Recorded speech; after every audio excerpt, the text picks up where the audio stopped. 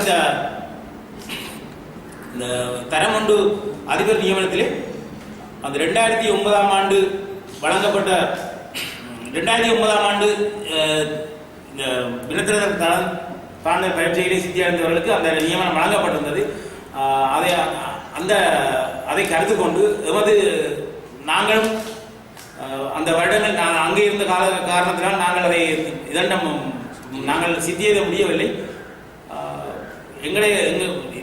தற்போது நடைபெற்ற எங்களையும் நியமனத்திலே உள்வாங்கி எங்களுக்கு தரம் ஒன்று பதவி உயர்வை வழங்க வேண்டும் என நாங்கள் சம்பந்தப்பட்ட அதிகாரிகளை நாங்கள் தயவாக கேட்டுள்ளோம். இந்த பதவியேற்பின் போது நான் 2011 கூட இந்த பரீட்சையிலே சித்தியடைய முடியாத நிலைமை.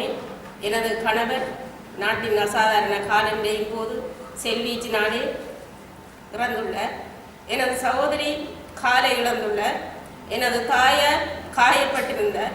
இதன் மத்தியிலே எனது மனநிலை தாக்கத்தின் காரணமாக அந்த 2011 ஆண்டு பரீட்சையிலே சித்தியடைய முடியாத நிலையில் 2013 சித்தியடைந்துள்ளேன்.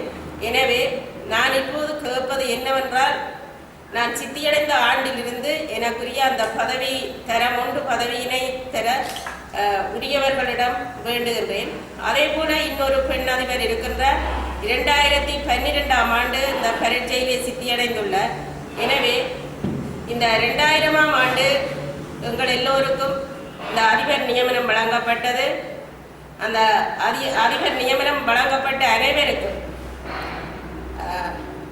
இந்த தடதாண்டல் பரீட்சையில் எப்போது சித்தியடைந்தார்களோ அந்த தேதியிலிருந்து அனைவருக்கும் இந்த தரமொன்று பதவியுடனே வழங்குவதற்கு உரியவர்கள் நடவடிக்கை எடுக்க வேண்டும் என்று கேட்டுக்கொள்கின்றேன். பாடசாலையினுடைய முதல்வர், நான் நீண்ட காலமாக சேவையாற்றி வருகிறேன். 93 ஆண்டிலிருந்து நான் பதில் அதிபராக இருந்து அதிபர் தரம் 2க்கு உள்வாங்கப்பட்டேன்.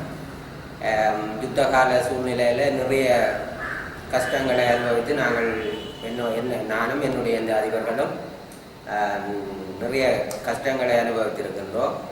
அப்படி இருந்தும் நாங்கள் பாதிக்கப்பட்ட நிலையிலேயும் பல்வேறு முதன்மையான செயற்பாடுகளை நாங்கள் இந்த மாவட்டத்தில் செய்திருக்கிறோம். அதே மாதிரி ஏனைய மாவட்டங்களில் இருக்கிற கிளிநொச்சி, மன்னார், முல்லைத்தீவு, மடு போன்ற வலயங்களில் இருக்கிற அதிபர்களும் பாதிக்கப்பட்டு நிறைய சேவைகளை செய்திருக்கிறார்கள் யுத்த காலத்தில். அப்படி இருக்கின்ற எங்களுக்கு இந்த தடைதான் பரீட்சை 2009 நாங்கள் தோற்றுவதற்கு முடியாமல் இருந்தது. எனக்கு முன்னுக்கு கூறியவர்கள் அதை எடுத்து விரிவாக சொல்லியிருக்கிறார்கள். நாங்கள் அந்த நலன்புரி நிலையத்தில் இருந்த காலத்தில் எங்களை அந்த பரீட்சைக்கு தோற்றுவதற்கு தடை விதிக்கப்பட்டிருந்தது.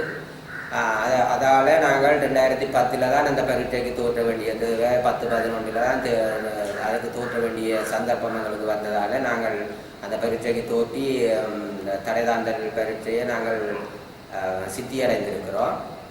எங்களுக்கு இந்த 2009 எங்களை உள்வாங்கி ஏனைய அந்த தரம் ஒன்று இது கொடுத்த அந்த நியமனத்தை போல எங்களுக்கும் அந்த 2010-2009 முன்னெடுத்து கட்டாயமாக எங்களுக்கு அதை செய்து தருவோம் என்று அந்த சம்பந்தப்பட்டவர்களை கேட்டுக்கொண்டது.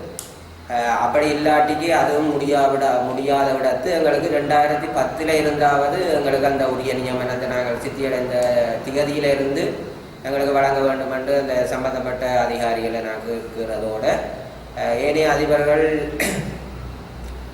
அந்த எங்களோட வேலை செய்த கடமையாற்றிய அந்த அதிபர்கள் இதுக்கு நியமனம் கிடைக்கின்ற போது எங்களுக்கு கிடைக்காமல் இருக்கிறது மிக ஒரு பெரிய ஒரு குறைபாடாகத்தான் எங்களுக்கு தெரியுது. நாங்கள் மிகவும் மன வேதனையில் இருக்கின்றோம். எங்களுக்கு இந்த நியமனத்தை கட்டாயம் இந்த கல்வி அமைச்சர் கரிசனையில் எடுத்து எங்களுக்கு இதை வழங்க வேண்டும் என்று நான் அவருக்கு ஒரு கோரிக்கையை விடுகிறேன். அதோட சம்பந்தப்பட்ட எல்லா அதிகாரிகளோட நாங்கள் கலந்து ஆலோசித்து கதைத்திருக்கிறோம். அவர்களோட கொழும்பு வரை நாங்கள் சென்று நேரடியாக கதைத்திருக்கிறோம். அவர்கள் எல்லோரும் எங்களுக்கு அதை செய்து தருவதாக உறுதியளித்திருந்தார்கள். இருப்பினும் கடைசியாக கல்வி அமைச்சர் அது